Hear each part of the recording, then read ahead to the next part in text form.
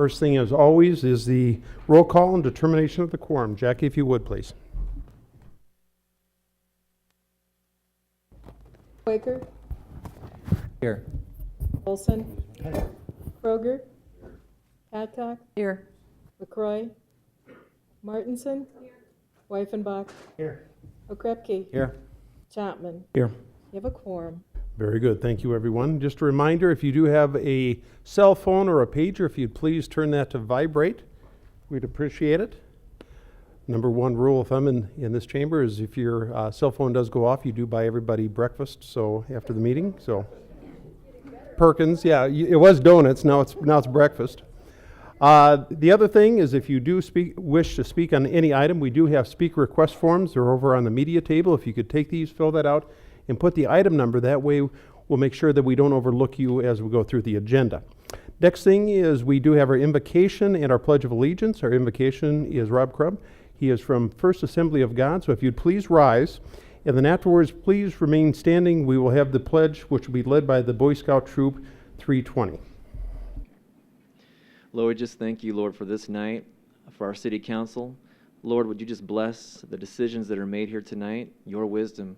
Lord, let it be abounding, God, in this meeting here.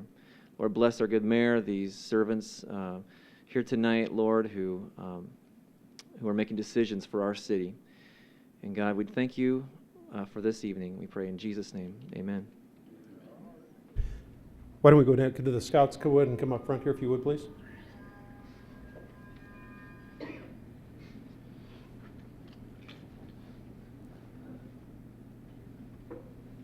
Oh, go ahead and come all the way up front here, gentlemen. Oh, very good. Oh, they're going to march up.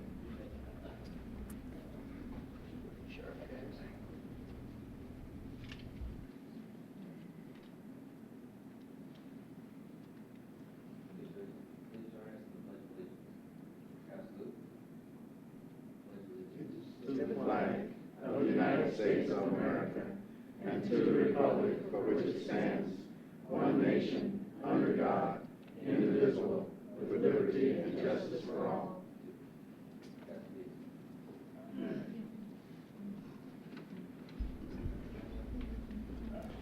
Thank you, gentlemen.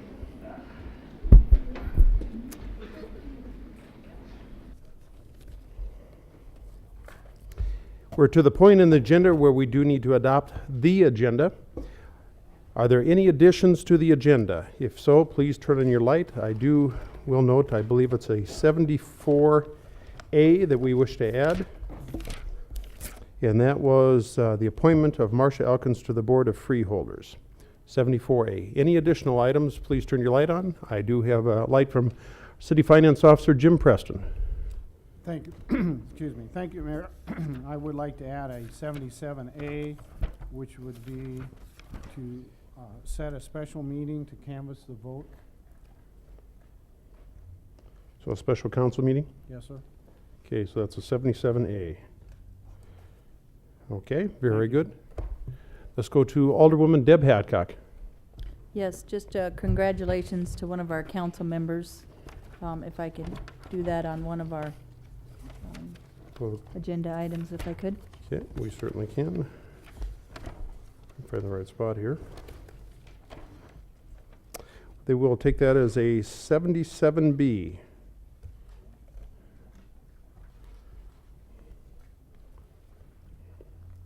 Any additional additions? There we go, to the agenda. Please turn on your light. Not, the chair would look for a motion for approval of the agenda as amended. We have a motion and a second. Any discussion on that motion? Any discussion? Seeing none, all those in favor signify by saying aye. Opposed? Motion passes. Thank you, everyone. Now we're to the point where we need to approve the minutes of the October 6th and the special council meeting on September 29th, September 30th, October 14th, and October 15th. We have a motion and a second for approval of the minutes. Any discussion on that motion? Any discussion? Seeing none, all those in favor signify by saying aye. Opposed? Motion passes. Thank you, everyone. We are now on to awards and recognitions, and if I could have Terry Vance come up and join me.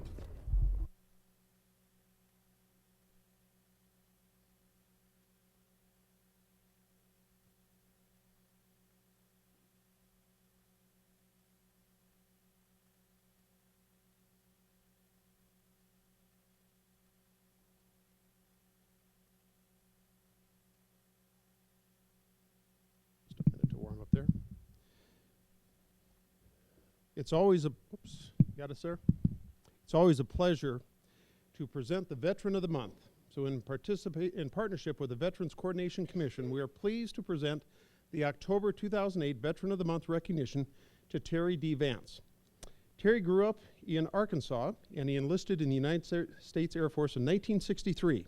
He graduated from the Airframe Repair School and remained in this field throughout his entire military career that spanned more than 30 years. During his career, he was assigned to several Air Force bases in the United States as well as overseas. While in Vietnam, he spent his tour on duty repairing battle-damaged F-4 Phantom aircraft. During his stay in Germany, Terry worked on a variety of aircraft, and his last major task was in the Air Force was to combine 3 major squadrons, the field maintenance, the avionic maintenance, and the munitions maintenance into a super maintenance squadron. He completed 2 tours of duties at Ellsworth Air Force Base and retired as a Chief Master Sergeant, of course, that's an E9, in November of, there's the mic just came, 1993. During Terry's long military career, he received many awards and accomplishments. His greatest accomplishment was being the first enlisted man in the United States Air Force to receive Lieutenant General James H. Doolittle Project Warrior Award. Terry Vance served a long and distinguished and rewarding career in the United States Air Force. His many accomplishments are an indication of his loyalty and his character. Upon his retirement from the Air Force, Terry worked in the woodworking field until his health forced him to retire. He is a life member of TRIA and served on their board of directors and is a member of the Disabled Veterans of America. Terry and his wife, Sylvia, have 3 adult sons, Mike, Brad, and Darren, and his passion for his fellow veterans is beyond caring, and he can be counted as a true hero of our country. Terry, congratulations.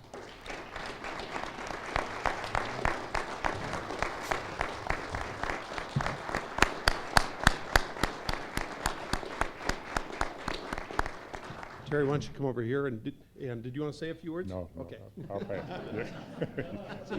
You did a fine job. See, he's one of the few guys that are bigger than I am, so I can't. Anyway, why don't you come over here, Terry, and we'll take a picture?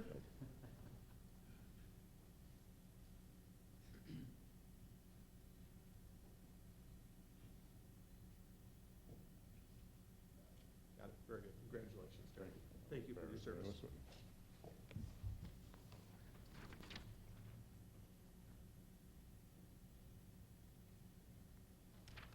Let's see, is Charlene here? There she is. Come on up, Charlene. Cam, are you coming up too? Yep. Now is the time where we recognize long-term employees in the city of Rapid City. I've known Charlene Smith for, I think, about 20 years. Ever since, matter of fact, I've been flying that long, so that's how I got to know you. She was gracious enough to give me my first gate pass so I could actually get on the airfield about 20 years ago. With that, I'm going to turn it over to Cameron, who is our executive director of the airport, and he's going to say a few words about Charlie. Thank you, Mayor. It is indeed my pleasure and my honor, Charlene, to honor you with this document of fine service that you have given to the city of Rapid City and to the airport over the last 20 years. I'd like to tell you just briefly a little bit about Charlene. She grew up here in Rapid City, South Dakota. She went to high school at St. Martin's Academy, and soon after graduation, she left South Dakota and went to Colorado and over to Casper, Wyoming, and discovered the error of her ways, and she came back to South Dakota and started working for the city of Rapid City as a temporary secretary in 1983, and then moved on to a temporary cashier shortly thereafter. And then she came out to the airport in October of 1988. Interestingly enough, that was just a week before we opened the new terminal. Of course, it's a 20-year-old terminal by now, but it was new then. And Charlene, when she interviewed for that position with Howard Cook, who was the director of the airport at the time, she was so gracious after her interview, and she wrote a letter of thanks to Howard Cook saying thank you for the interview. But in there, she made a note of something, and I would like to read it to you. She said, "The new Rapid City Regional Airport Terminal sounds very exciting and interesting, and I feel confident it will be a source of pride for Rapid Cityans in the future." You know, I did the math on it. We've had that new terminal for about 20 years. We're coming up on the 20th anniversary here next month. And in that 20 years, Rapid City Regional Airport, the new terminal, has served over 5 million passengers. And I think that, truthfully, Shar has probably greeted every single one of them.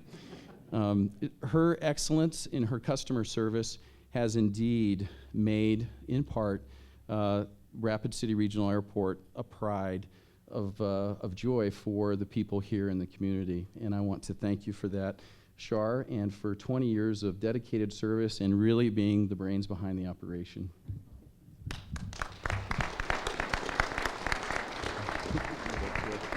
You want to say a few words?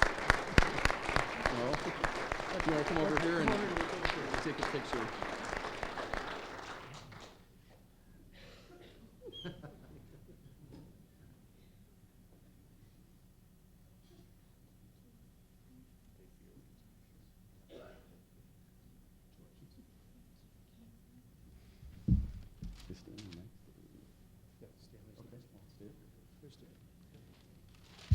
Stanley, you want to come on up? We're also very privileged to have a 30-year employee of the Rapid City Airport. You want to tell us a little bit about Stanley? Absolutely. Stanley, nice to see you. Thank you. Come on up here. Hey, Stanley. Again, it's my privilege and honor to recognize Stanley for 30 years of service to Rapid City. It's not been all in the capacity of Rapid City Regional Airport. He actually found his way to Rapid City Airport from the fire department. He was hired in the fire department in 1978, shortly after leaving the Air Force after a tour. As a matter of fact, Stanley here was drafted in the Army and then recognized that maybe the Air Force could be a better way to go. And decided to come over to the Air Force, and he was stationed out here at Ellsworth on 2 separate occasions, and then he found his way over to the fire department, and then shortly after that, in 1994, he came out to Rapid City Regional Airport, and he's been there ever since. One of the things that I would like to mention to everybody in attendance today is that, as I mentioned before, about 5 million people over those 20 years. Right now, Rapid City Regional Airport is hosting somewhere in the neighborhood of about 600,000 passengers a year that go through the doors. And we have about 100,000 square feet of building space, about 2,000 acres that surround the airport, and about 2.5 million square feet of asphalt and concrete and runways, taxiways, roads, and the like. And about every kind of system that you could imagine, very complicated systems, from airport lighting to escalators and elevators to snow removal equipment, baggage belts, and the like. And we keep that airport open 24 hours a day, 7 days a week, 365 days a year, regardless of the weather. When the airport shuts down, we're out there and trying to get it back open again for the good people of Rapid City and the community. It's amazing when I stand back and I recognize that 15 people do that. We have 15 maintenance people that take care of all of that 365 days a year. Stanley is an airport maintenance technician, and he is indeed one of those fine individuals that keeps that airport running and operating. I will challenge you, when you're out and you're flying and you're going to other airports, to look at the level and the quality of how those airports are maintained, and I think that you will indeed find Rapid City Regional Airport one of the finest airports in the U.S. And Stanley here is one of the very reasons for that. So with that, Stanley, congratulations, and we thank you for your years of service, not only to the fire department, but to the airport. There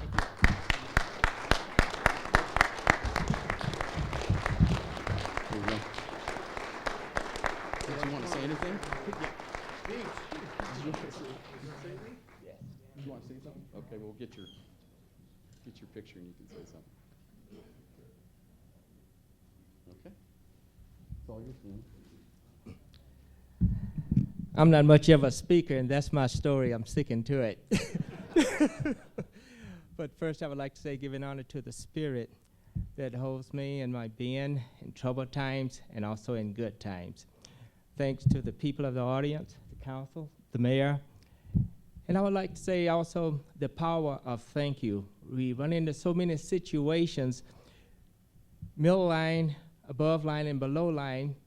And at the end of anything, to say thank you has a lot of power. So as I conclude here, I would say thank you again, council, the audience, the mayor. Thank you. Thank you. Nice to see you.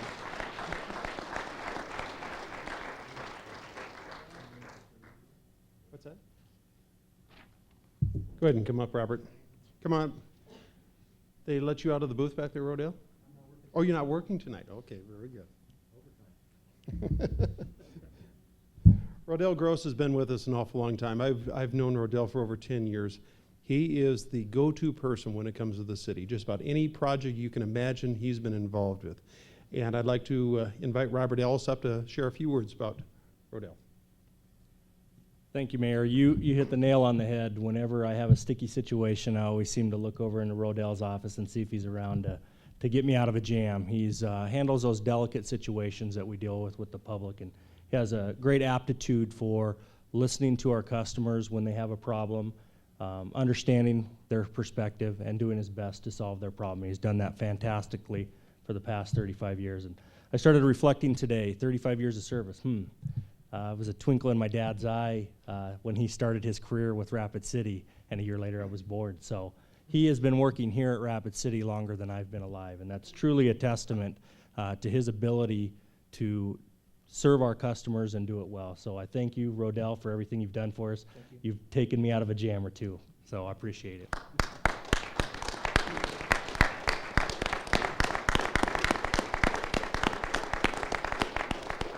Say a few words? No? Okay, we'll just take a picture. But you, I never know change.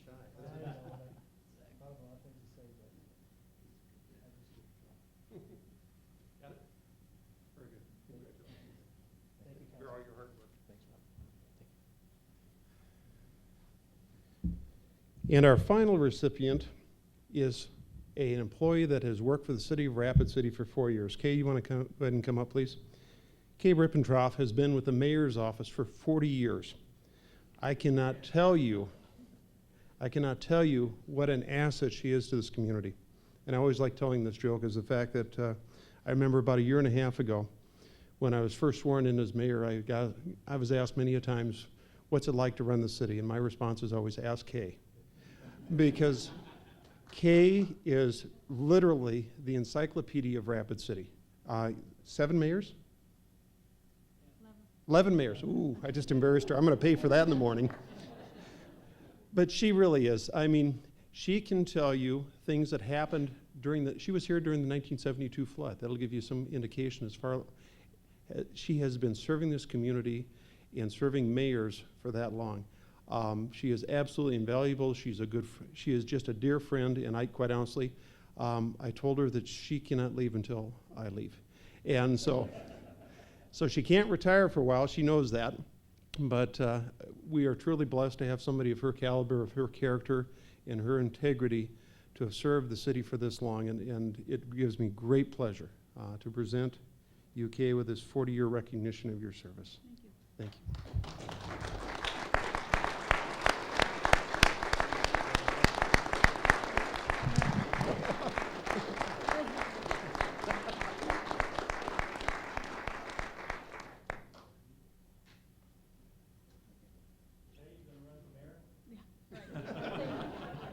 When are you going to publish your book?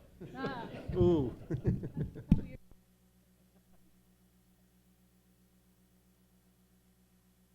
And come up. And Wade, why don't you go ahead and come up also? We do have a new assistant city attorney, and we do need to have him sworn in. Come on up. You got your cheat sheet? I do. Okay, very good. Okay. Raise your right hand. I state your name. I, Wade Nyberg, Do solemnly swear do solemnly swear that I will support and defend the Constitution of the United States that I will support and defend the Constitution of the United States and the Constitution of the State of South Dakota and the Constitution of the State of South Dakota against all enemies, foreign and domestic, against all enemies, foreign and domestic, that I will bear true faith and allegiance to the same, that I will bear true faith and allegiance to the same, that I take this obligation freely that I take this obligation freely without any mental reservation without any mental reservation or for the purpose of evasion, or for the purpose of evasion, that I will faithfully and impartially that I will faithfully and impartially perform the duties of Assistant City Attorney for the City of Rapid City, South Dakota, perform the duties of Assistant City Attorney for the City of Rapid City, South Dakota, according to the law according to the law and to the best of my ability. and to the best of my ability. So help me God. So help me God. Thank you. Congratulations. Thanks.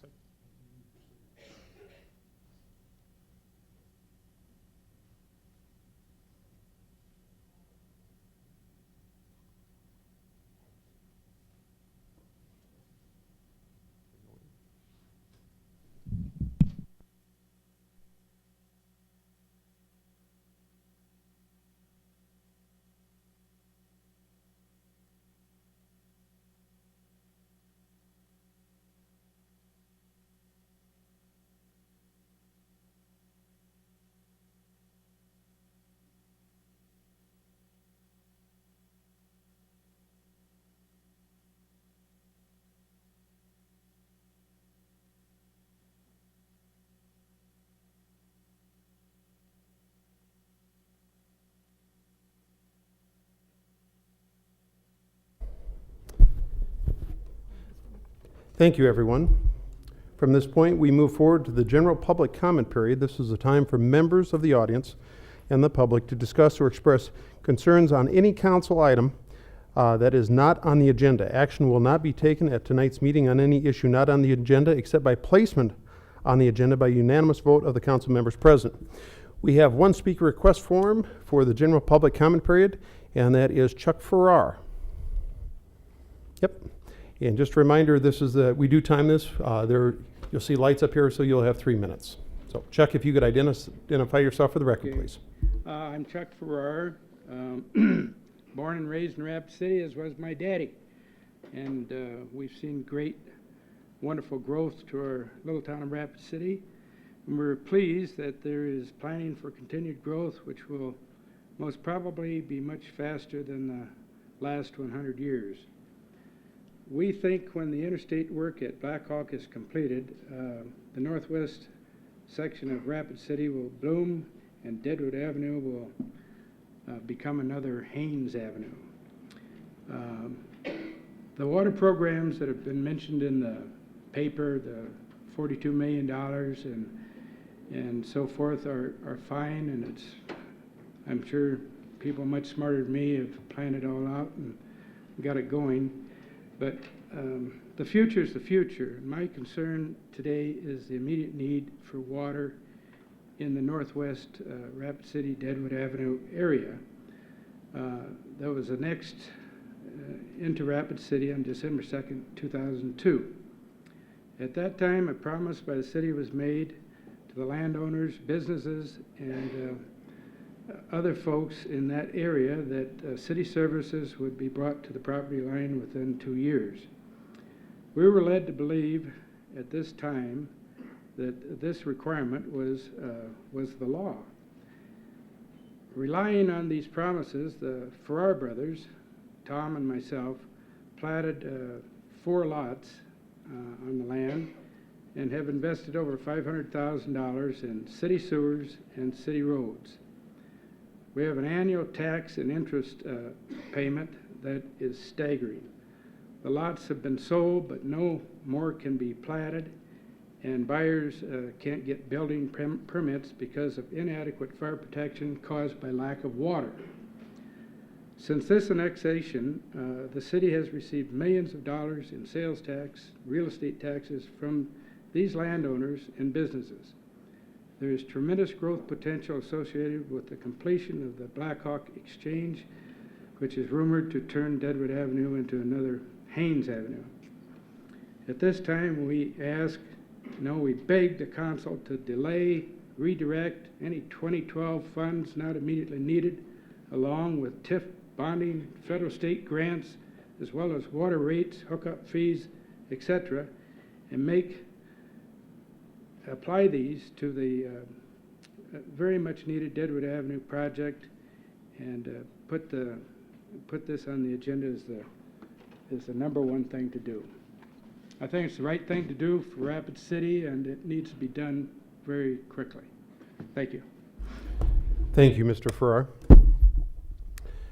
I do not see any additional speaker request forms for this period, so we will move on to the non-public hearing items. This is items 4 through 77. The chair would look for motion to open the public comment periods for items 4 through 62, please.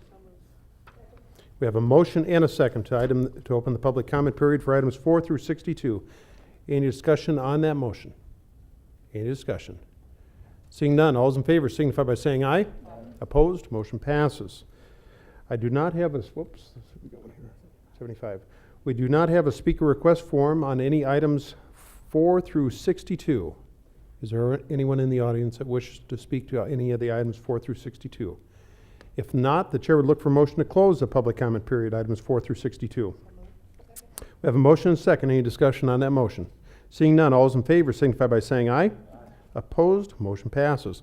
We are on to the consent items 4 through 62. The chair would ask if any items 4 through 62 need to be removed from the consent calendar. If so, please turn on your light. Any items? Please turn on your light. Seeing none, chair would look for a motion to approve the consent calendar, item 4 through 62 inclusive. We have a motion and a second. Discussion on that motion. Seeing none, all those in favor signify by saying aye. Aye. Opposed? Motion passes. That does take us to the end of the consent calendar. We're on to the non-consent items 63 through 77. And the chair would look for a motion to open the public comment period for items 63 through 77, please. Do we have a second? Thank you. We have a motion and a second to open the public comment period for items 63 through 77. Any discussion on that motion? Any discussion? Seeing none, all those in favor signify by saying aye. Aye. Opposed? Motion passes. We are in the public comment period. We do have a speaker request form on item number 75 from Brian Pitts. There again, if you'd identify yourself for the record, please. Brian Pitts, Executive Director for the Rapid City Soccer Sport Complex. Thank you, Mr. Chair. And I just want to state that item number 75 is the deeded land to the city. We went through an extensive process, and we have been over several years, to identify land for the purpose of a complex. We've gone to the 2012 committee. We've secured $3.8 million in funding for our project, and we now think we have a viable piece of land. That's the soccer's perspective. The people that I represent believe that that land is the best option for us that has been presented thus far. The other thing that I'd like to say is in June of this year, we went through a process to accept that land in a formal proceeding. There was an error made on the city attorney's side that they've acknowledged and they've owned up to. What we'd like to ask you to do is to make sure you give consideration. Soccer wants that land. We believe it's the most viable piece of land that we've come across, and we hope that tonight or in the near future that you accept that donated land for the purpose of us building our soccer complex. Thank you. I do see no further speaker request forms, so the chair would look for a motion to close the public comment period on items 63 through 77. We have a motion and a second. Any discussion on that motion? Seeing none, all those in favor signify by saying aye. Opposed? Motion passes. Let's see, we're on to item number 63 in ordinances, which is a first reading, and we'll go to the Legal and Finance Chair, Alderman Sam Quaker. Thank you, Mayor. Item 63 is first reading of ordinance 5426 regarding supplemental appropriation number 3 for 2008. Move approval. We have a motion and a second for approval. Any discussion on that motion? Any discussion? Seeing none, all those in favor signify by saying aye. Aye. Opposed? Motion passes. Excuse me, Alderman Quaker, 1 second here. Trying to go back here. Item 35, I probably should have pulled that. This was the to confirm the appointment of a committee to look at the soccer issue. On the dais, there was a memo in your blue folder that had 3 additional names. So if the council would so choose, I would look for a motion to reconsider item number 35 so we can read those additional names into the record. Okay, we have a motion and a second to reconsider. We'll vote on that motion first. Is this a procedural question? Okay, let's go to Malcolm Chapman. On the floor already. It seems as if procedurally, at least we should complete that motion and that item. Did we not vote on that? You did vote on it. Yes, I waited until that item was off the floor. Okay. Thank you, though. Thank you for watching my back, though. So we are back. Let's see, did we take a vote on reconsideration? Okay, the motion on the floor is to reconsider item 35. Is there any discussion on that motion? Alderman Krepke, did you have? Okay, very good. All those in favor signify by saying aye. Opposed? Motion passes. We are back to item number 35 under Legal and Finance. And Alderman Quaker, if you could read that in, and also in your blue folder, there should be a couple additional names at the bottom to add to that list.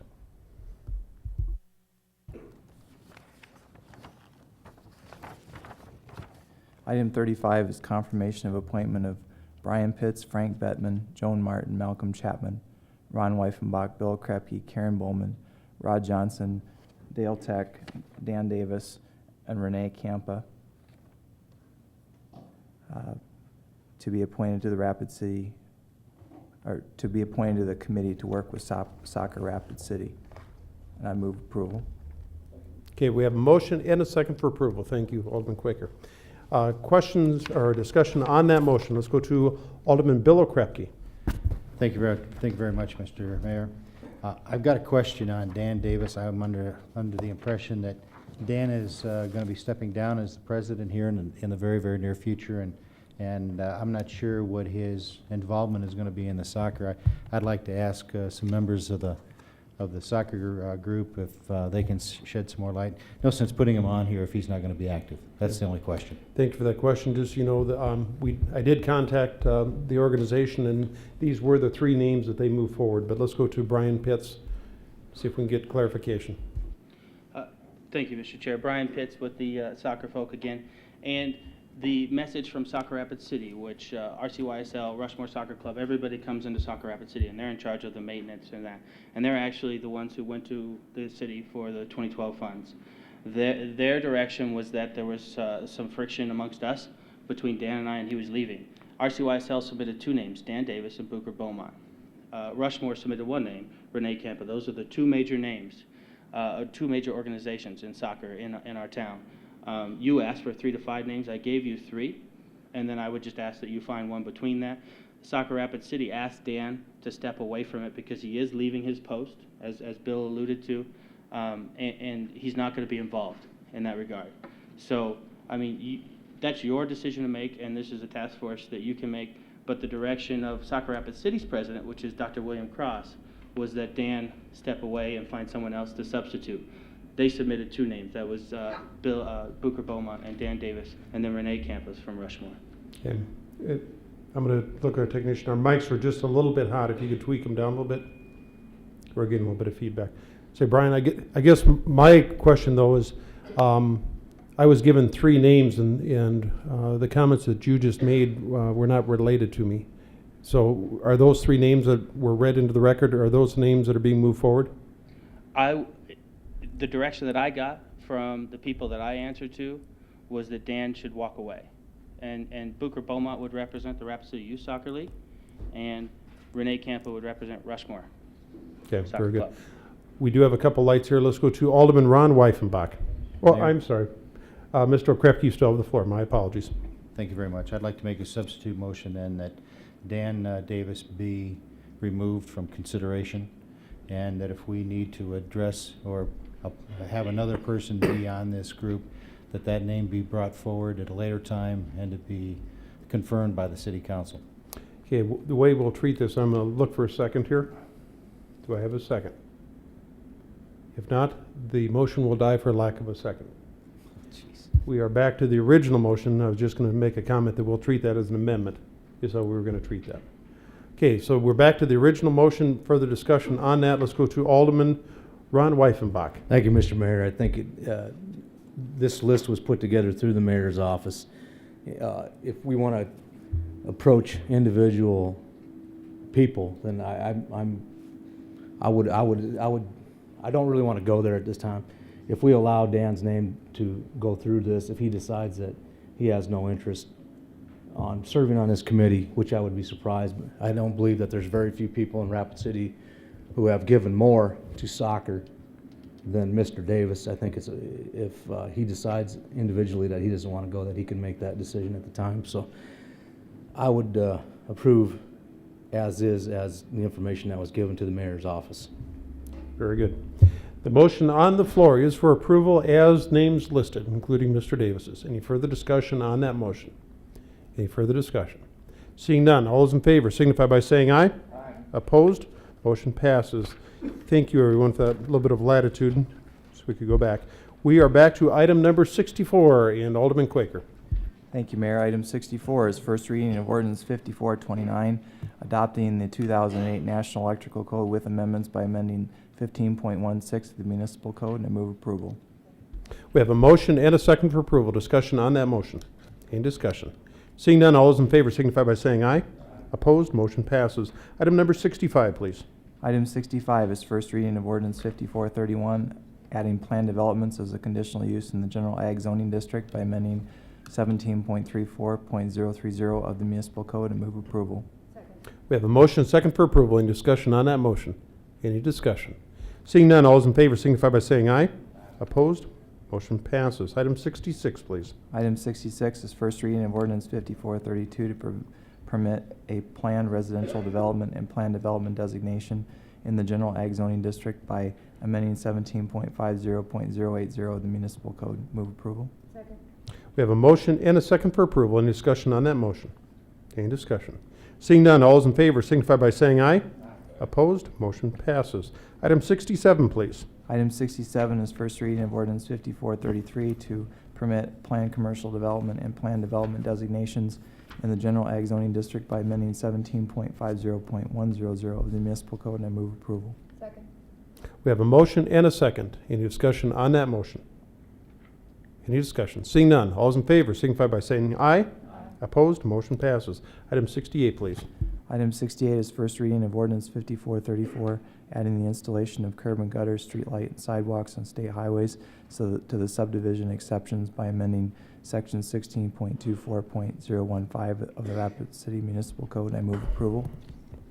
We have a motion and second for approval. Any discussion on that motion? Mayor, I Yes. do have a question. Okay, very good. We'll go to Alderman Sam Quaker.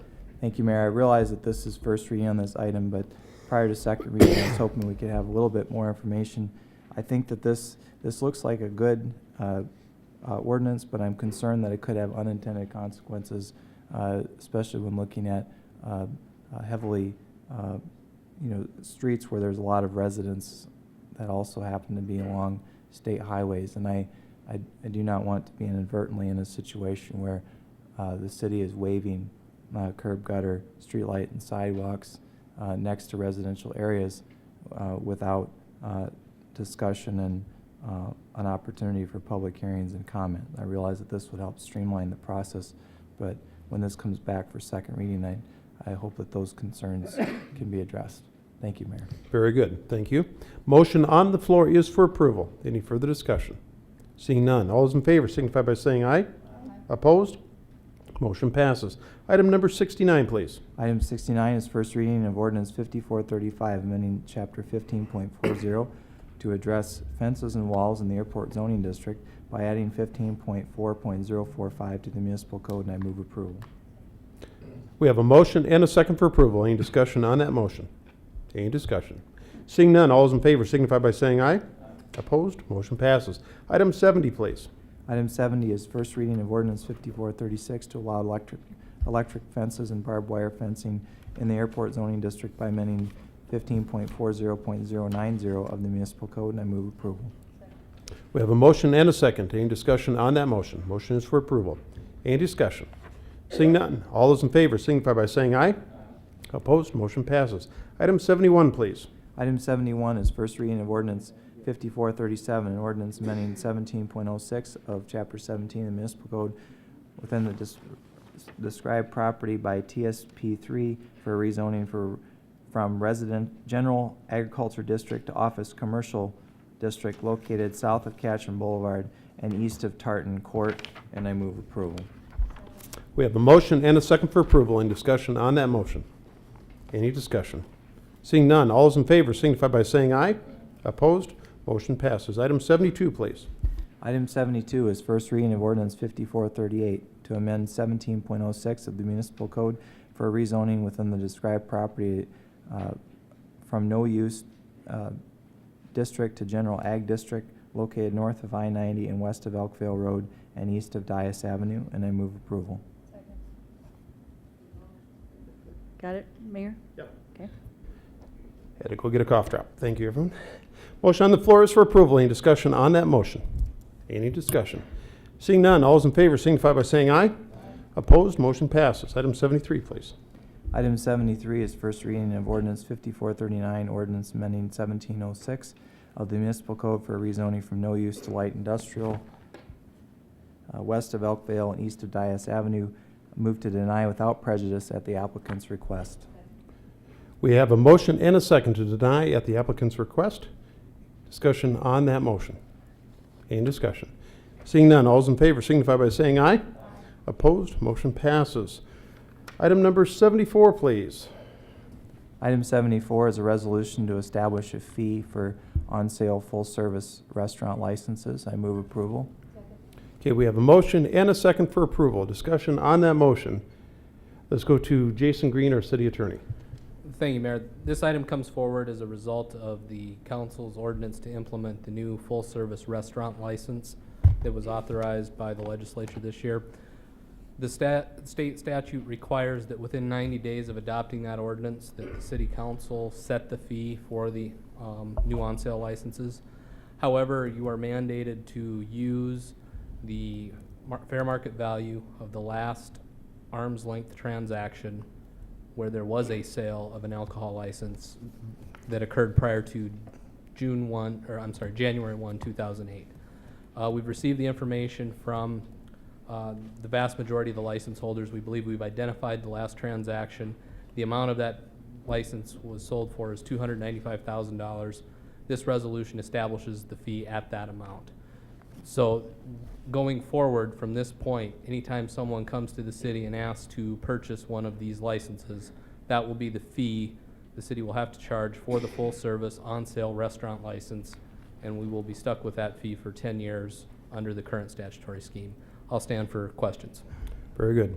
Thank you. Motion on the floor is for approval. Let's go to Alderman Malcolm Chapman.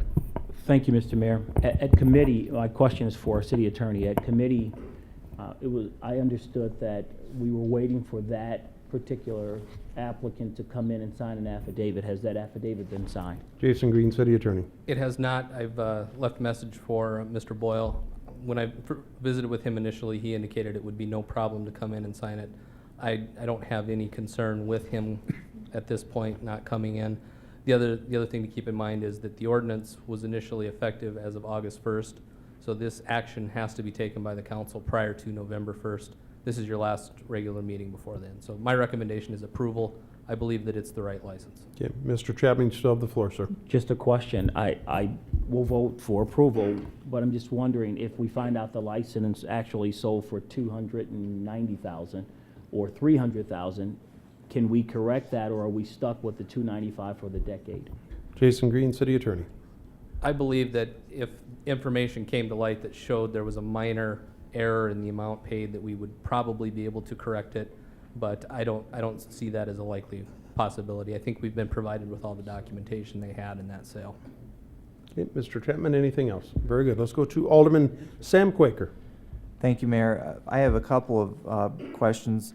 One question is when there's a transfer of a liquor license between two private parties, is there an excise tax or a sales tax that is paid that is then added on to the sales price, and is that supposed to be included or subtracted from this amount? Jason Green, city attorney.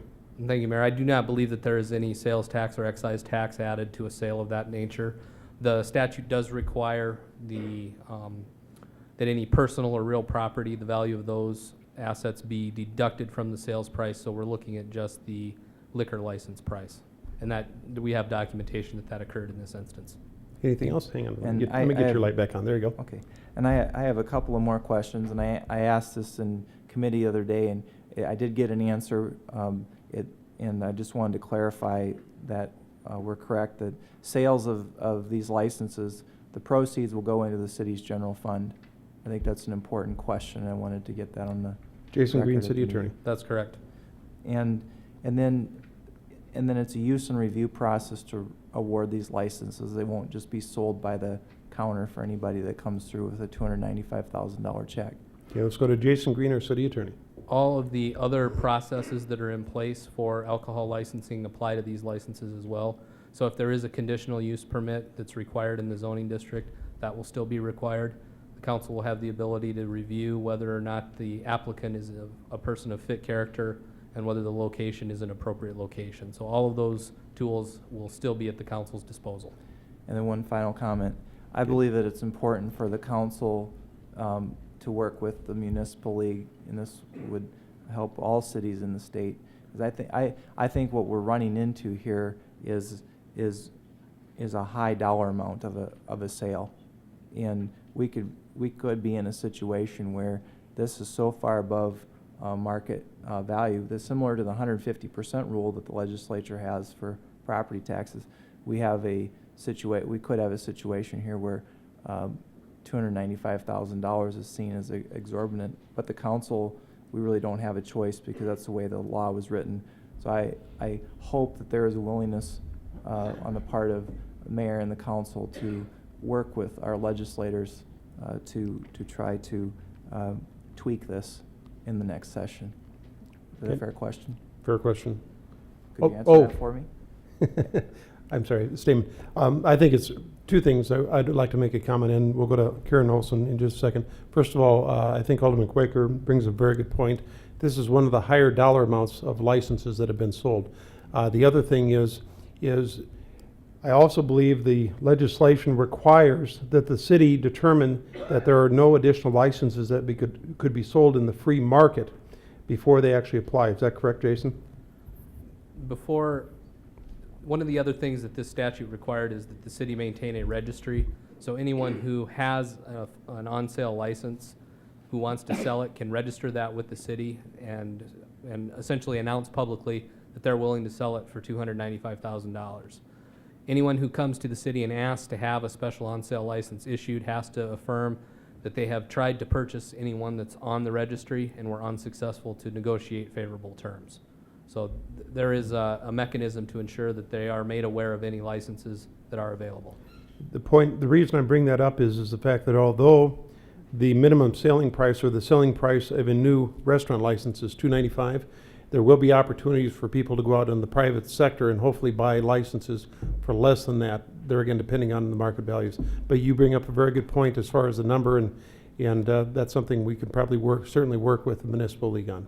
Alderman Quaker, did you have any Thank you, additional Mayor. comments? One follow-up, Jason. If the city sells a license for $295,000 and for some reason, which is probably doubtful, the going rate of these licenses goes up to, let's say, $500,000, the recipient of the license can't sell it, right?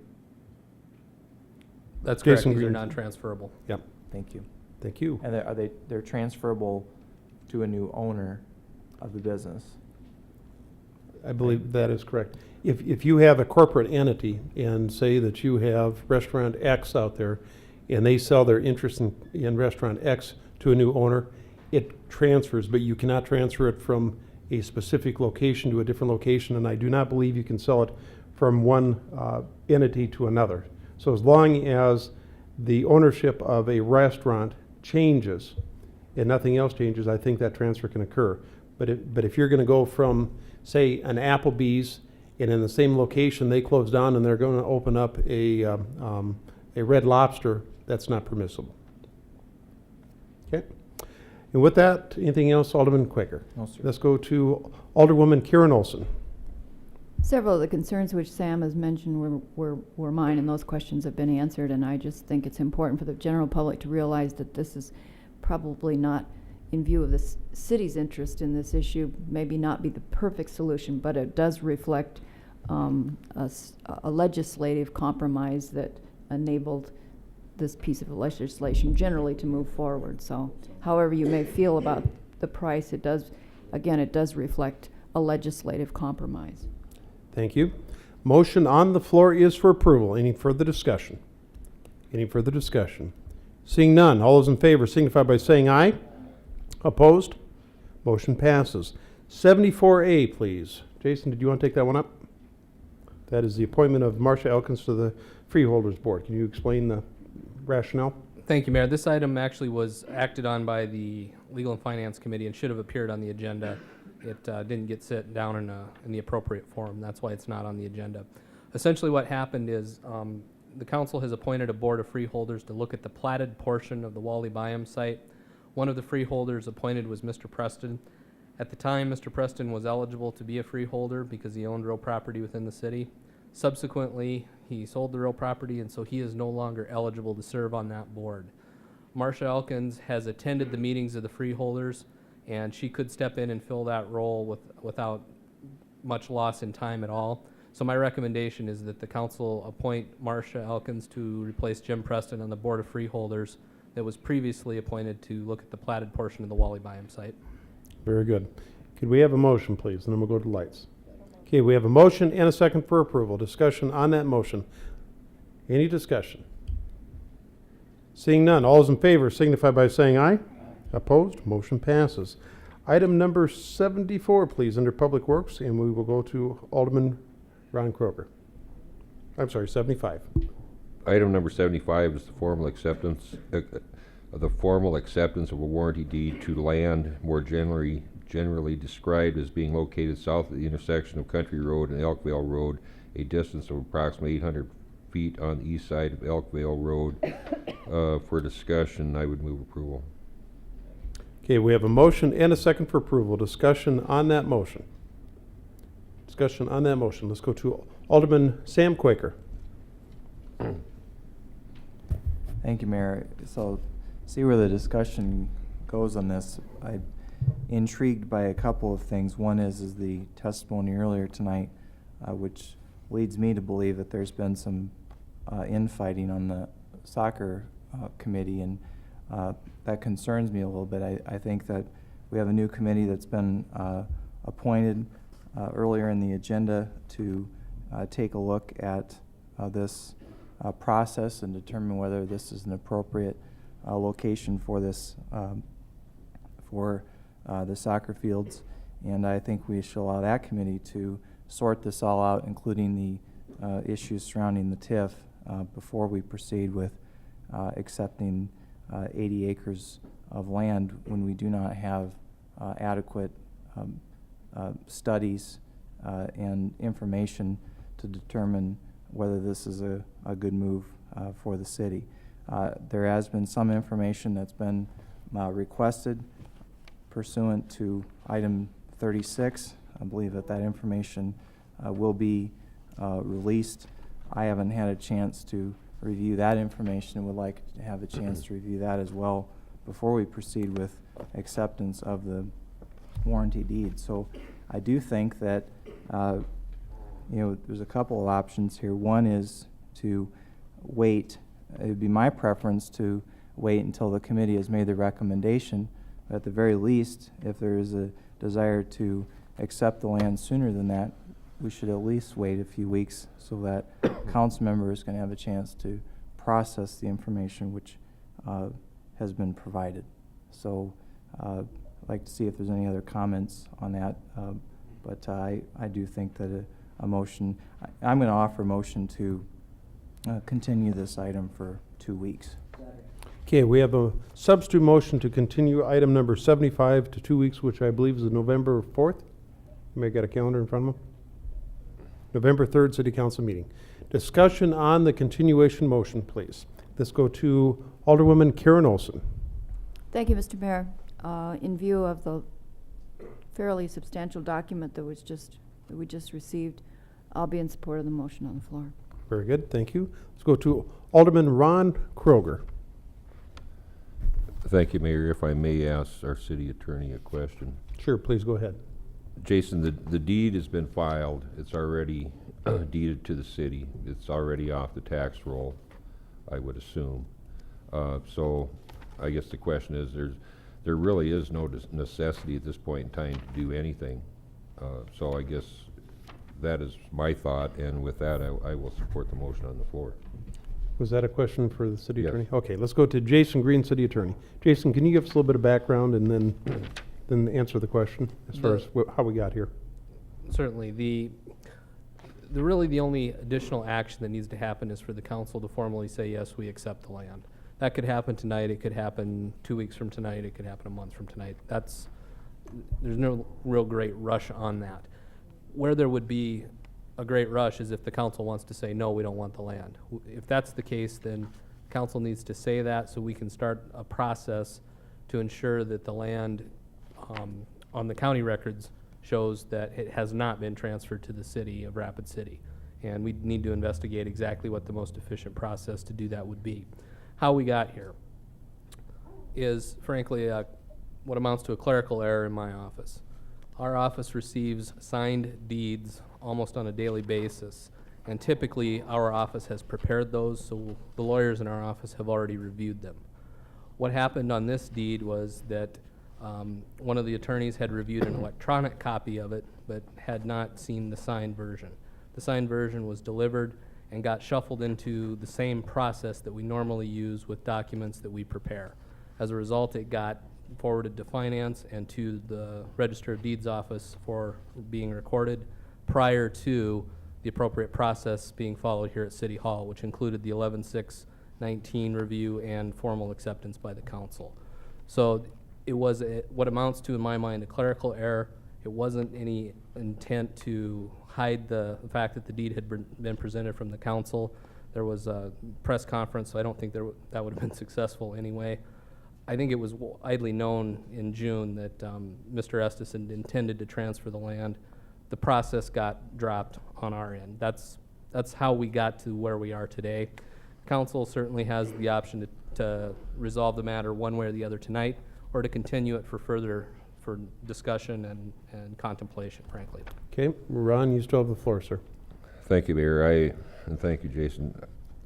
I am going to support the motion on the floor. I think within the last 2 meetings, we've had the discussion about the district that was approved and created, and I believe the district was, the stipulation on that district was that if the tax increment district was not, everybody?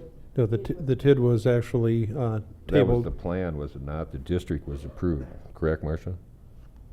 Marcia Elkins, Planning Director. That was the recommendation that came forward. However, at the committee level, it was tabled, so it has not been adopted. The district boundaries have not been adopted. Okay, I might be confused with another TIF, but I thought we had approved the district and not approved the plan. So with that, needless to say, I will support the motion on the floor because I don't think it's a do or die situation that we have to approve this thing right away. So thank you, Mayor. Thank you, Alderman Kroger. Let's go to Alderman Malcolm Chapman. Thank you, Mr. Mayor. I surely can support the continuation motion, but I will ask the council and challenge the council continue to do what? Because I think the decision before us is not about soccer. It's not about a TIF. It's not about any of those things. It's about, do we want to accept 80 acres of land? I boiled it down to that, at least from my decision-making process. I don't see, as busy as everyone is, we've continued this item until the first council meeting in November. I guess that's assuming that the soccer task force that we created earlier is going to get together, do its work, and make a recommendation prior to that meeting. So if we don't think that that's going to happen, let's continue the item until something that's realistic. I don't have a problem voting on it. I'm not voting on a TIF tonight. I'm not voting on should this land go to soccer. I believe the language in the document says for recreational use within the next 5 years. I don't have a problem voting in the positive on accepting the land. If we do not use the land for any recreational use over the next 5 years, then the land, rightfully so, should go back to the person or the family that's giving the city the land. I don't have a problem, but I also don't have a problem continuing it. But let's be realistic with ourselves. If we don't want the land, as our city attorney said, let's say that, and then let's move the process along so that we can get to a point where we can eventually find some land that's soccer or other recreational use that can be used for that. Those are my comments. Thank you. And just a reminder, I think, Malcolm, you're actually on that committee we just appointed. Yes. And I think what I forgot to tell you is you're going to be chairing that committee, so. Then I'd like to read No. say everything that I no, Mayor, I would have one other comment, Mr. Mayor, if I could. Go ahead, please. I requested from Kay earlier today just the original application that was made by soccer for the 2012 process. So this document that I believe she put in everyone's box is there's not a new piece of information in here. This document is actually dated 2005. So there's nothing new that we're going to learn from this document if we think that we've got to look at this and then make some decisions based on this. This is old news that we have, so. Thank you, and thank you for chairing that committee. Let's go to Alderwoman Karen Olson. Thank you, Mr. Mayor. I still will support the continuation motion, and I'm in agreement with Malcolm in terms of the significance of this. And I served on the 2012 committee, and it was crystal clear that the city was in a position of identifying a piece of land, and at this point we have done that. So I in fact, will support the land, accepting the land when that comes along. But I do understand that everyone, some at the dais didn't participate in the detailed side of 2012, and the document is fairly large. And when you read it, you will see how definitely from the very beginning, city land was always a part of this, and it was finding something that was adequate. So those are my only comments, and I will support the continuation motion. Thank you. And let's go to Alderperson Ron Weifenbach. Thank you, Mr. Mayor. I am the person responsible for requesting this information, and it is quite lengthy, and there's a lot to learn about this, and there's some key factors when we try to decipher whether we accept this land, as a soccer field or a recreational field. I mean, if we were going to look at it for recreational activities, and I think that would be fine, but I think trying to separate the two, which I've tried to do over the last few days, is a hard thing to do.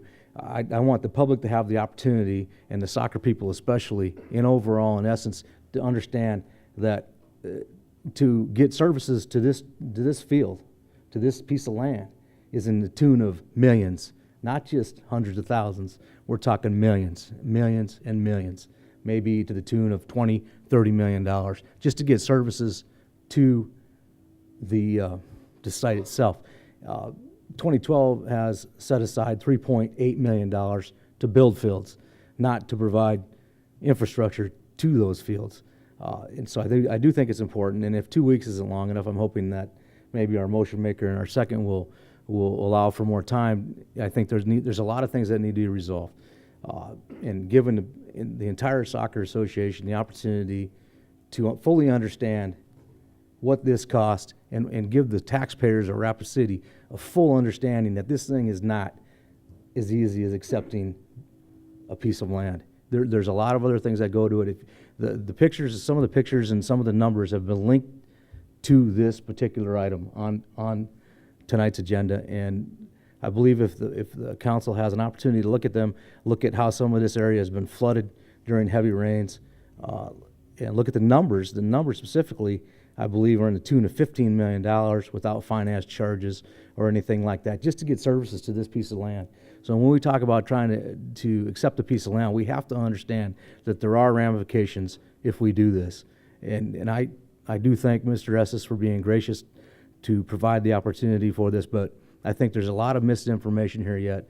Like I said, this process has been going on since 2000 and whatever that number was, 2005 or whatever, and I think putting it off for a little bit while longer to provide the population and the people at large and the soccer moms to understand that there's an opportunity here that this could create a maintenance cost to them that may double, maybe 30 to 50 to 60% increase in the fees that those little kids will charge to play soccer to keep up the maintenance on these fields. And I think it's necessary moving forward that we have that information, and that's why I'm voting to continue tonight. Thank you.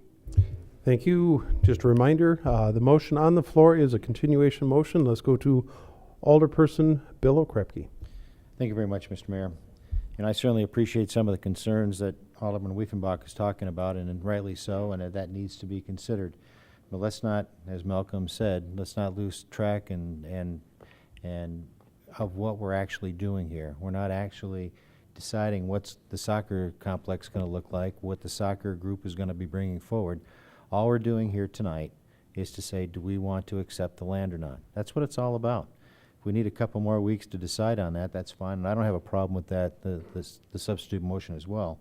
But just to keep everything in perspective, we're not here to judge, to evaluate, to consider what the soccer folks are going to be doing on that 80 acres of land. All we're doing here is deciding whether we want to accept this property or not. So with that in mind, I'm okay with the continuation motion, but just as we move forward in the next 2 weeks and we look at the information that we need to be looking for, all we're doing is whether we're accepting this land or not. Those are my comments. Thank you. We do have a light on from Alderman Malcolm Chapman. Procedurally, let me ask the question. Is there anyone that wishes to speak before Alderman Chapman speaks for a second time? If so, turn your light on. If not, we will go to Alderman Chapman. Thank you, Mr. Mayor. I'm going to make a second substitute motion to continue this item till December 1st. Okay, so we have a second substitute motion that is to continue this item to the December 1st City Council meeting, correct? Any discussion on that motion? Any discussion? Seeing none. All those in favor signify by saying aye. Aye. Opposed? Motion passes. Thank you, everyone, for the discussion. We are on to item 76, please. And Mr. Preston with our bids.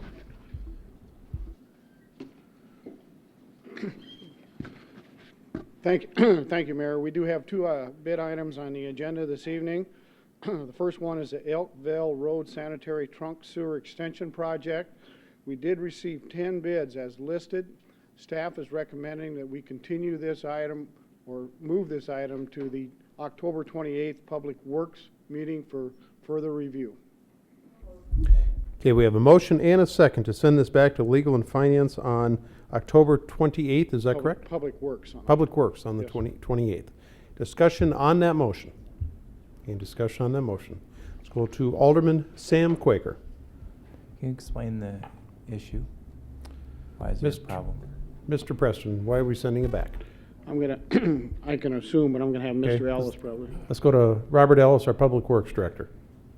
Before we award this contract, we need to have the council approve a construction easement that we received from West River Electric. We just received that, their approval today at their board meeting. Now it needs to come forward to the city council for their approval. It's really just a technicality, but before we award a contract, we want to make sure we have the easement in place. Okay, let's go to Alderman Quaker again.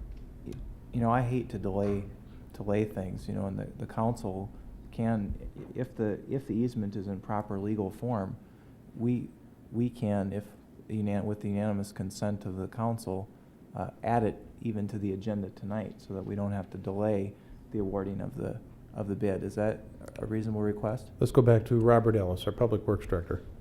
We certainly could do that. I didn't want to rush it on to the council and put you in a position where you felt awkward. I wanted to give you a chance to review all the information. If we do continue this to the next Public Works, it does allow us to actually accept the bid at the next City Council meeting, is that correct? Absolutely, it does. Okay. Alderman Quaker, you still have the floor.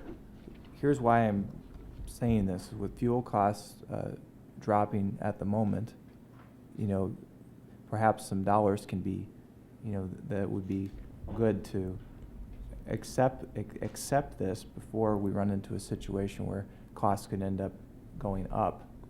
And I'm just saying that if the easement is ready to go and it's not complicated and, you know, if it's not more than a page or so, I see no reason why we couldn't approve it tonight. But if it goes beyond what we normally do for council policy in terms of an easement, then we better wait. But I'm just trying not to delay this important project.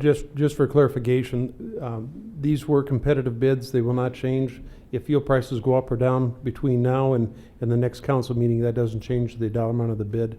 I think Robert Ellis was probably, is that what you're going at? That is correct. These bids are good for 30 days. If we are locked in at these prices, they will not change. I will say that the easement that we have with West River Electric requires a payment of $46,000. It is non-standard easement. Okay. Okay, never mind. Very good. Thank you. Thank you for the discussion. Let's go to Jason Green, City Attorney. Thank you, Mayor. I was just going to comment that I don't believe all of the documents are in final form yet, so I'd be hesitant to suggest adding that tonight. Okay, very good.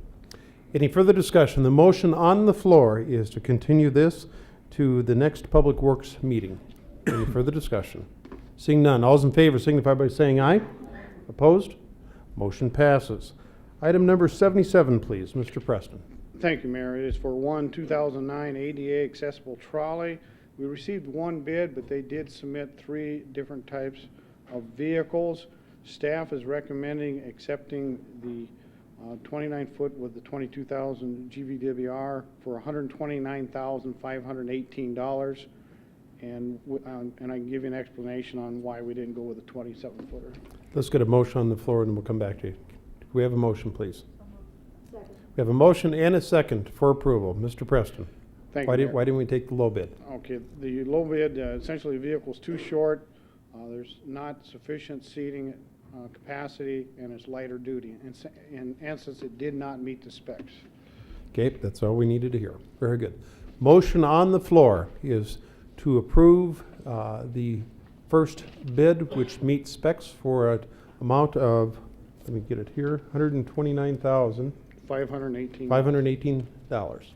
In discussion on that motion, let's go to Alderman Sam Quaker. Thank you, Mayor. Is SVI, is this company the same company that provided the other trolleys? I believe it is. Okay. So when we went out for bid though the first time, did we have just one bid? Or did we have other bids? Boy. Well, that's a good question. Robert, do you know? Did we have more than one bidder on the original trolleys? Robert? I'm not sure how many bids we had on that. I will say that this equipment is very specialized. There are only a couple of people in the country that will bid on these types of trolleys, so it's a limited market. Okay. And as far as I see that it did come in under the estimate, is this very similar to, and I know I'm going to ask you, is this similar to the price that we paid last year for this? It is. It's on par with what we paid for previous trolleys, yes. Okay, very good. Alderman Quaker, anything else?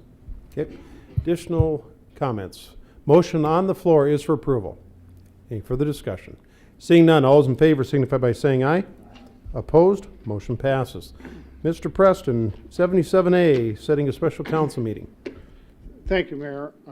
State law requires that we canvass the vote within 7 days after election.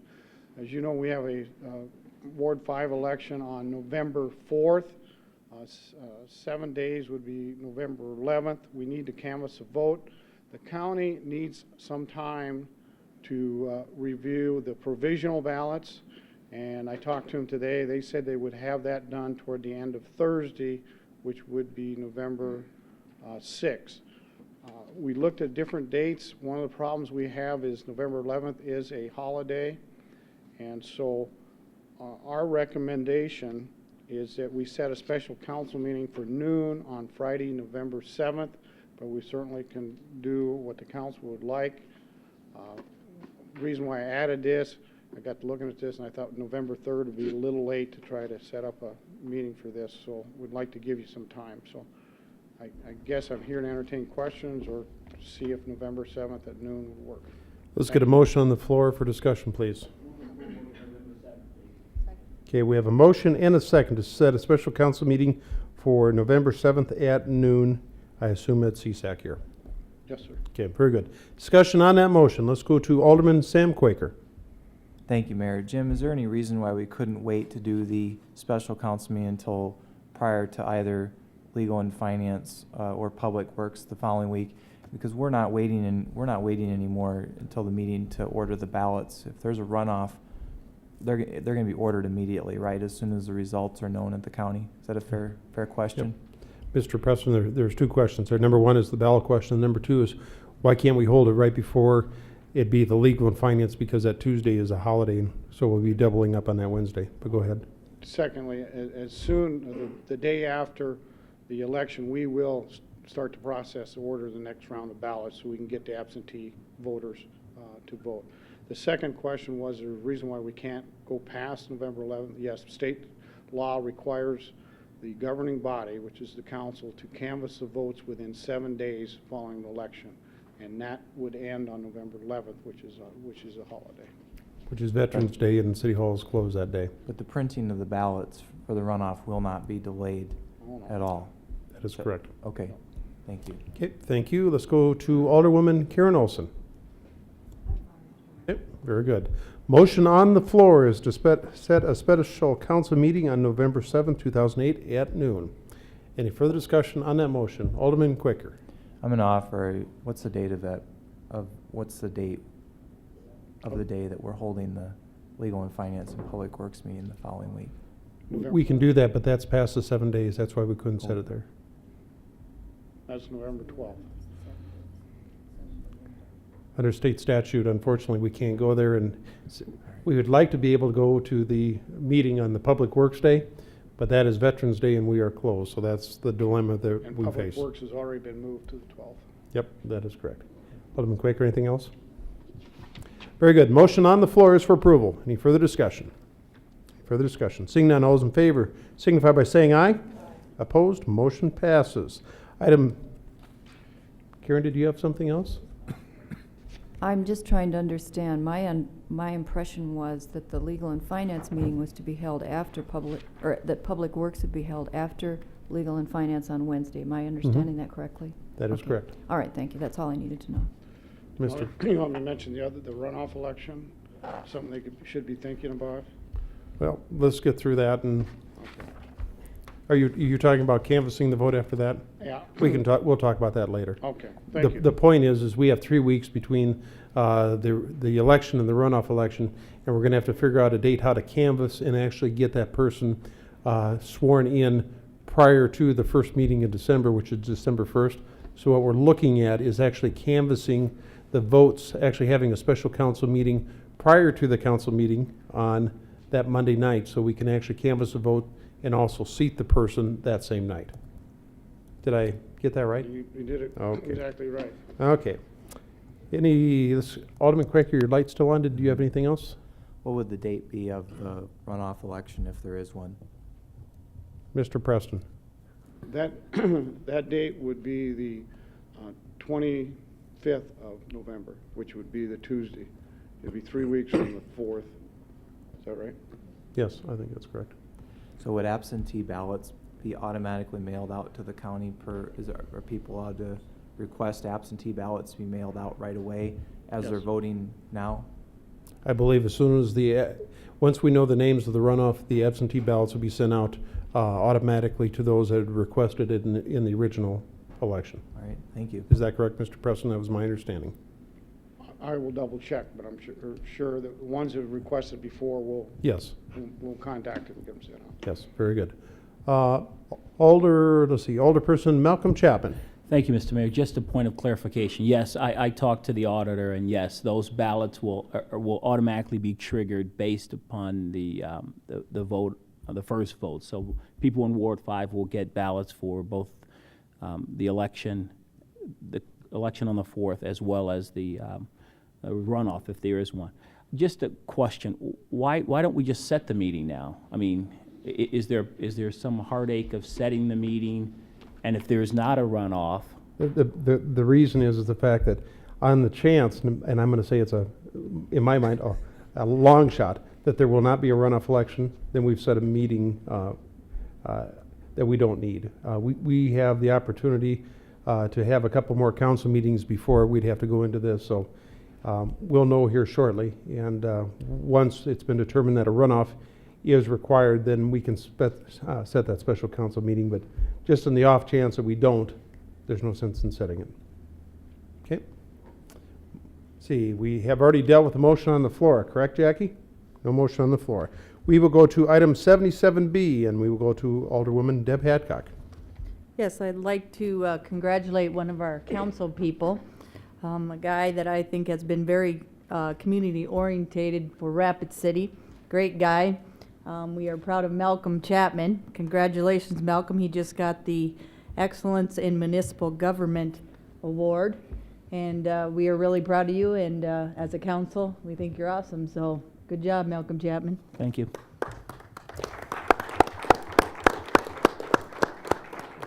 We have cookies in the back for you because we kind of owed you one of those. Okay, on we go. Let's see, we are on to public hearing items 78 through 112. The chair would look for a motion to open the public comment period on items 78 through 112, please. We have a motion and a second. Any discussion on that motion? Any discussion? Seeing none, all those in favor signify by saying aye. Opposed, motion passes. I do not have any speaker request forms on items 78 through 112. Anyone in the audience wish to speak to any items 78 through 112? If not, we do need to leave the public comment period open, and we are on to the continued public hearing consent items, items 78 through 100. The chair will look, any staff, nothing to be removed. How about from the council? If so, please turn on your light. If not, the chair would look for a motion to approve the continued public hearing consent items, items 78 through 100, please. We have a motion and a second. Any discussion on that motion? Any discussion? Seeing none, all those in favor signify by saying aye. Opposed, motion passes. Now the chair will look for a motion to close the public hearing on comments on items 78 through 112, please. We have a motion and a second to close the public hearing. Any discussion on that motion? Any discussion? Seeing none. All those in favor signify by saying aye. Opposed, motion passes. Let's see, we also have the consent public hearing items, items 101 through 103. Chair would look to staff to see if any items 101 through 103 need to be pulled from the consent. Let's go to Marcia Elkins. 101, please. I tell you what, since we only have three, why don't we do it this way? Let's see, this would be, where'd Sam go? Tell you what, Ron, why don't you go and just read these in one by one? There's no sense in approving a consent calendar with two items. You just start with item 101, please. Item 101 is Atlantis LLC doing business at Fairfield Inn and Suites by Marriott, 1314 North Elkville Road for a retail on-sale liquor license transfer. I would move to continue this to November 3rd. Second. Okay, we have a motion and a second to continue this item to November 3rd. Any discussion on that motion? Any discussion? Seeing none, all those in favor signify by saying aye. Aye. Opposed? Motion passes. 102, please. Item 102 is SMJ Ventures LLC doing business as OMA and Cafe and Bakery, 1118 East North Street for a retail on-off sale malt beverage license not eligible for video lottery. Move approval. Second. We have a motion, second for approval. Any discussion on that motion? Any discussion? Seeing none, all those in favor signify by saying aye. Aye. Opposed? Motion passes. 103, please. Item 103 is SMJ Ventures LLC doing business as OMA and Cafe and Bakery, 1118 East North Street for a retail on-off sale wine license. Move approval. Second. We have a motion, second for approval. Any discussion on that motion? Any discussion? Seeing none, all those in favor signify by saying aye. Aye. Opposed? Motion passes. That does take us to the end of the consent public hearing calendar. We're on to the non-public hearing items, non-consent public hearing items, items 104 through 112. Item 104, please. Item 104 is a request by Dream Design International Incorporated for amendment to the adopted comprehensive plan to change the future land use designation from medium-density residential with a planned residential development to general commercial with a planned commercial development located at the northwest corner of the intersection of East Anamosa Street and Luna Avenue. Move approval with stipulations. Second. We have a motion and a second for approval with stipulations. Any discussion on that motion? Any discussion? Seeing none, all those in favor signify by saying aye. Aye. Opposed? Motion passes. 105, please. Item 105 is a request by Dream Design International Incorporated for an amendment to the adopted comprehensive plan to change the future land use designation from medium-density residential to general commercial with a planned commercial development located southwest of the intersection of Egland Street and Luna Avenue. Move approval with stipulations. Second. We have a motion and second for approval with stipulations. Any discussion on that motion? Any discussion? Seeing none, all those in favor signify by saying aye. Aye. Opposed? Motion passes. Item 106, please. 106 is a request by Renner and Associates for Pete Lean and Sons for a variance to the subdivision regulations to waive the requirements to construct curb, gutter, sidewalk, streetlight conduit, water, sewer, and to waive the requirement to dedicate additional right-of-way and pavement along Sturgis Road and the section line right-of-way of Niagara Court, Zinker Place, and the access easements as per Chapter 16.6 of the Rapid City Municipal Code located north and south of Universal Drive and west of Sturgis Road. I would move to deny without prejudice. Second. We have a motion and a second to deny without prejudice. Is this with the applicant's request? Yes. Okay, at the applicant's request. Any discussion on that motion? Any discussion? Seeing none, all those in favor signify by saying aye. Aye. Opposed? Motion passes. Item 107, please. Item 107 is a request by Spurlock Consulting Incorporated for Lifestyle Homes for a variance to the subdivision regulations to waive the requirements to install sidewalk and reduce pavement width as per Chapter 16.16 of the Rapid City Municipal Code, located adjacent to the south side of Mulligan Mile. I would move approval in part with stipulations and to deny in part as per the Planning Commission's recommendation. Okay, we have a motion and a second to approve in part and deny in part per the Planning Commission's recommendations. Any discussion on that motion? Let's go to Alderwoman Karen Olson. Thank you, Mr. Mayor. I'd just like Marcia to explain a little bit about the sidewalk situation here. Marcia? Thank you. This is an area where the council has discussed the matter of sidewalks previously. If you recall, at the Hart Ranch area, there had previously been a number of public hearings where the folks from the audience appeared from the neighborhood who objected to having sidewalks on the street. The council at that time approved having a sidewalk that would run parallel along the golf course, and that's been constructed. So this is just a continuation of the actions previously taken by the City Council. Thank you. Karen, you still have the floor, ma'am. So what you're describing is a pedestrian accessible neighborhood with this plan. Am I understanding that correctly? Marcia? There's an alternative path for folks walking in the area. I think we need to be careful that, again, there are folks that walk along the street just for the internal communications between homes, but there is an alternative route that is available. Okay, anything else? Motion on the floor is to, let's see, approve in part and deny in part per the Planning Commission's recommendations. All those in favor signify by saying aye. Aye. Opposed? Motion passes. Item 108, please. Item 108 is to authorize the mayor and finance officer to sign the waiver of right to protest a future assessment for the installation of curb, gutter, streetlight conduit, water, sewer, and additional pavement along Nemo Road, and to install curb, gutter, streetlight conduit, water, sewer, and pavement along the section line highways as they abut a parcel of land located at 8970 Nemo Road. I would move approval. Second. We have a motion and a second for approval. Any discussion on that motion? Any discussion? Seeing none, all those in favor signify by saying aye. Aye. Opposed? Motion passes. Item 109, please. Item 109 is a request by Fisk Land Surveying and Consulting Engineers for You Lazy 2 LLC for a variance to the subdivision regulations to waive the requirement to install curb, gutter, streetlight conduit, sidewalk, water, sewer, and pavement and to waive the requirement to dedicate right-of-way as per Chapter 16.16 of the Rapid City Municipal Code, located at 8970 Nemo Road. I would move approval with stipulations. We have a motion and a second to approve with stipulations. Any discussion on that motion? Any discussion? Seeing none, all those in... Oh, Ron, you, very good. Let's go to Alderman Ron Kroger. I just have one comment, Mayor. I've had the opportunity to read in a lot of readings over the years, and I have to say that this LLC has a very good name. You lazy too. Okay. Okay, we'll roll that bad joke out of order. And the motion on the floor is for approval of stipulations. Any further discussion? Seeing none, all those in favor signify by saying aye. Aye. Opposed? Motion passes. Item 110, please. Item 110, I'm sorry, Mayor, I'll turn this over to Sam Quaker, Legal and Finance Chair. Mr. Quaker. Item 110 is second reading of ordinance 5423 and ordinance amending 17.06 of Chapter 17 of the Municipal Code from general ag to general commercial, located at the northwest corner of the intersection of East Anamosa and Luna Avenue. And I move approval. Okay, we have a motion and a second for approval with stipulations, Marcia?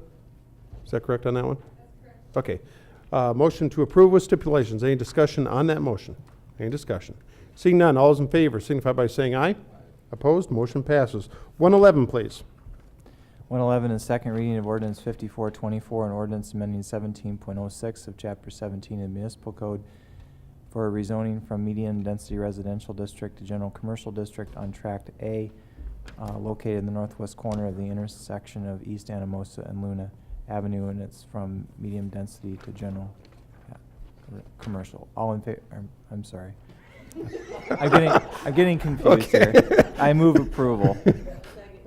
With stipulations, correct? Yes. Okay, very Apologize. good. Ron, you messed everybody up. Okay, motion on the floor is for approval with stipulations. Any discussion on that motion? Any discussion? Seeing none, all those in favor signify by saying aye. Opposed, motion passes. 112, please. 112 is second reading of ordinance 5425, an ordinance amending 17.06 of Chapter 17 of the Municipal Code. For a rezoning is requested by Dream Design International, Inc. for a rezoning from medium-density residential to general commercial located at the northwest corner of the intersection of East Anamosa and Luna Avenue. And I move approval. With steps, correct? With stipulations. Very good. We have a motion and a second for approval of stipulations. Any discussion on that motion? Any discussion? Seeing none, all those in favor signify by saying aye. Opposed? Motion passes. We're on to the bill list. Mr. Preston, how much money did you spend? Thank you, Mayor. The bill list the council has total $6,235,607.79. I would ask that the council, as part of their motion, authorize the city finance office to issue a treasurer's check in the amount of $250,000 to Pennington Title for the Connect Park subdivision property. That would make a new total of $6,485,607.79. Okay, we have a motion and a second for approval of the bill list as amended for a total of $6,485,607.79. Any discussion on that motion? Let's go to Alderwoman Deb Hadcock. I wasn't in favor. I apologize. I was sick the night we voted on for the $250,000 for the Connect Park. I was not in favor of that. I won't be in favor of this motion for writing the check. So I just wanted to give my reasoning behind that. At this point, I think the $50,000 for the park and the CIP money could have. Okay, thank you. Motion on the floor is for approval. Any further discussion? Seeing none, all those in favor signify by saying aye. Opposed? No.